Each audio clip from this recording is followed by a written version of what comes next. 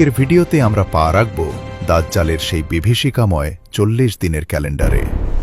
কি ঘটবে সেই প্রতিটি দিন, প্রতিটি ঘণ্টায়? তৈরি হয়ে নিন, কারণ এই ভ্রমণ আপনার মেরুদণ্ড দিয়ে হিমশীতল স্রোত বইয়ে দেবে। রাসূলুল্লাহ সাল্লাল্লাহু আলাইহি ওয়াসাল্লাম দাজ্জালের ফিতনাকে আদম সৃষ্টির পর থেকে কিয়ামত পর্যন্ত সবচাইতে বড় পরীক্ষা হিসেবে বর্ণনা করেছেন। সাহাবায়ে কেরাম যখন জিজ্ঞেস করলেন সে পৃথিবীতে কতদিন থাকবে, উত্তরে তিনি বললেন ৪০ দিন। তবে তার প্রথম দিনটি হবে ১ বছরের সমান, দ্বিতীয় দিনটি হবে ১ মাসের সমান, তৃতীয় দিনটি হবে ১ সপ্তাহের সমান, আর বাকি দিনগুলো হবে তোমাদের সাধারণ দিনগুলোর মতোই। এখন একবার ভাবুন, প্রথম দিনটি যখন ৩৬৫ দিনের সমান লম্বা হবে, তখন মানুষের মনস্তাত্ত্বিক অবস্থা কেমন হবে? প্রথম কয়েক ঘন্টা পর মানুষ মনে করবে এটা হয়তো কোনো গ্রহণের প্রভাব, কিন্তু যখন ৪৮ ঘন্টা ৭২ ঘন্টা পার হয়ে যাবে এবং সূর্যের কোনো পরিবর্তন হবে না, তখন পৃথিবীতে নেমে আসবে চরম বিশৃঙ্খলা।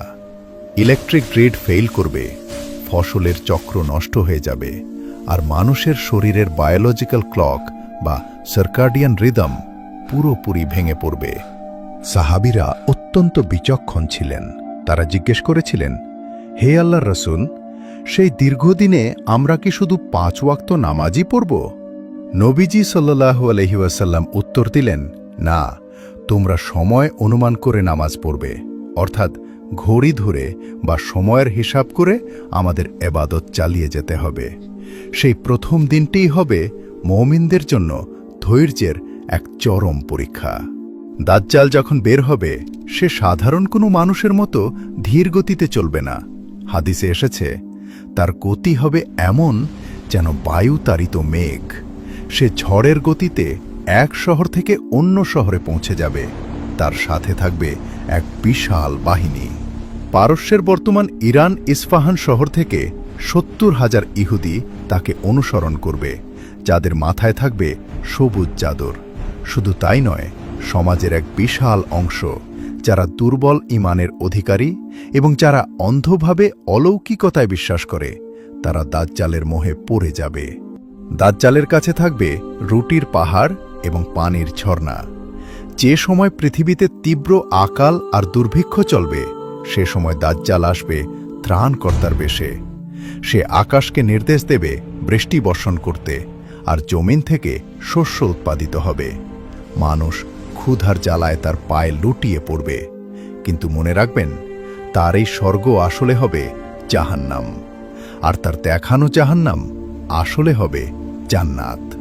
দাজ্জালের সবচেয়ে ভয়ঙ্কর ক্ষমতা হবে মৃতকে জীবিত করার অভিনয়।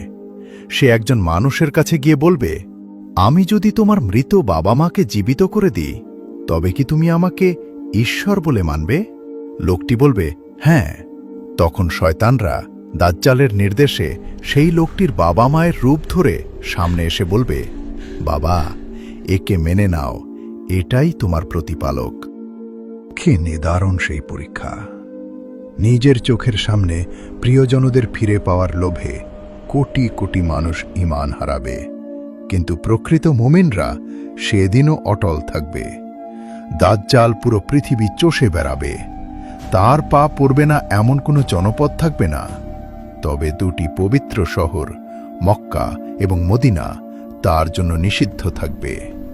দাজ্জাল যখন মদিনার কাছে আসবে, সে মদিনার সীমানায় প্রবেশ করতে পারবে না, কারণ প্রতিটি প্রবেশপথে ফেরেশতারা তলোয়ার হাতে পাহারা দেবেন।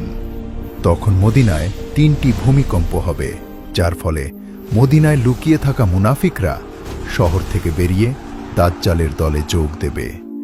শহরটি পবিত্র হয়ে যাবে। প্রথম বছরের সমান দিনটি শেষ হওয়ার পর শুরু হবে দ্বিতীয় দিন, যা হবে ১ মাসের সমান দীর্ঘ। এরপর তৃতীয় দিনটি হবে ১ সপ্তাহের সমান। কেন এই সময়ের সংকোচন? হাদিস বিশারদদের মতে, দাজ্জাল যখন তার প্রভাব বিস্তার করতে থাকবে, তখন সময়ের স্বাভাবিক গতি পরিবর্তিত হবে। এই দীর্ঘ সময়ে দাজ্জাল নিজেকে খোদা হিসেবে প্রতিষ্ঠিত করার জন্য পৃথিবীর প্রতিটি প্রান্তে তার ফেতনা ছড়িয়ে দেবে। সে একটি গ্রাম দিয়ে যাবে, তারা তাকে অস্বীকার করবে, ফলে তাদের সব গবাদি পশু মারা যাবে এবং তারা চরম দারিদ্র্যে পড়বে। আবার অন্য একটি গ্রাম তাকে স্বীকার করে নেবে, তাদের জমি হবে উর্বর, পশুরা হবে হৃষ্টপুষ্ট। এই বৈষয়িক প্রলোভনই হবে দাজ্জালের প্রধান অস্ত্র। আজ আমরা যেভাবে ভোগবাদের পেছনে ছুটছি, দাজ্জালের সময় এই ভোগবাদই হবে মানুষের ঈমান ধ্বংসের মূল কারণ। দাজ্জালের কপালে কা ফা রা কাফির লেখা থাকবে, যা কেবল একজন প্রকৃত মুমিনই পড়তে পারবে, সে শিক্ষিত হোক বা অশিক্ষিত। কিন্তু যার হৃদয়ে কুফর আছে, সে সেই স্পষ্ট লেখাটি দেখতে পাবে না। 40তম দিনটি যখন ঘনিয়ে আসবে, পৃথিবী তখন অন্ধকার এবং হাহাকারে পূর্ণ। দাজ্জাল মনে করবে সে জয়ী হয়ে গেছে, সে ফিলিস্তিনের দিকে অগ্রসর হবে।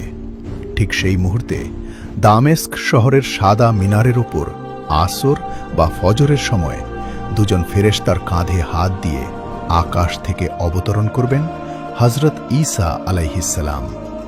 দাজ্জাল যখন ঈসা আলাইহিসসালামকে দেখবে, সে লবণের মতো গলতে শুরু করবে। সে পালানোর চেষ্টা করবে, কিন্তু ঈসা আলাইহিসসালাম তাকে ধাওয়া করবেন এবং ফিলিস্তিনের লুদ নামক দরজায় তাকে বর্ষা দিয়ে আঘাত করে হত্যা করবেন। দাজ্জালের মৃত্যুর সাথে সাথে